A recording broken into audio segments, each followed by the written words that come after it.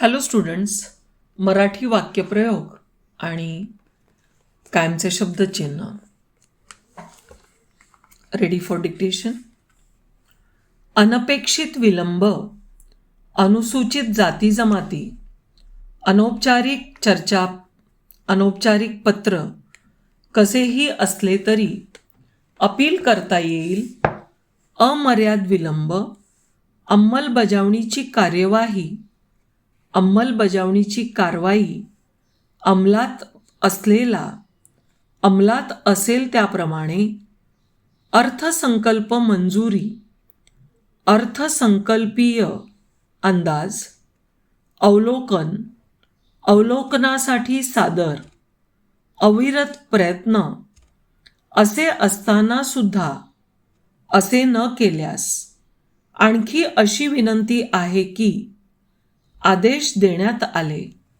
आदेशानुसार आपणास असे कळवण्यात येत आहे की असा आदेश देण्यात येत आहे की आवश्यक कार्यवाही, आवश्यक कारवाईसाठी सादर, उच्च पातळीवर, उच्च स्तरावर, उत्पन्नाची बाब, उत्पन्नाचे साधन, उत्तराची वाट पाहावी, उत्तराची वाट पाहत आहे, उलट पक्षी, उशिरात उशिरा, औपचारिक चौकशी, औपचारिक मंजुरी, कशीही परिस्थिती असो, कागदपत्र सादर करण्यात यावेत.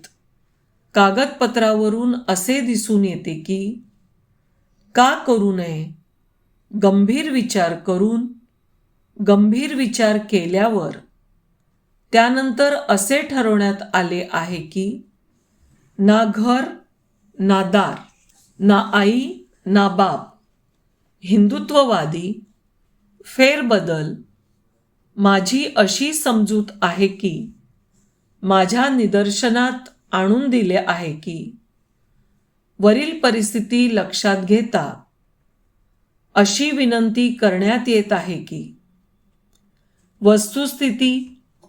वस्तुस्थिती विषयक, वस्तुस्थिती संबंधी, वास्तविक, अलिप्ततावाद, एक महत्त्वपूर्ण, आजपासून सुरू, हे कसे काय शक्य आहे, हे कसे काय शक्य झाले, हे कसे काय शक्य होईल, काळा बाजार, काळा पैसा, तसे मात्र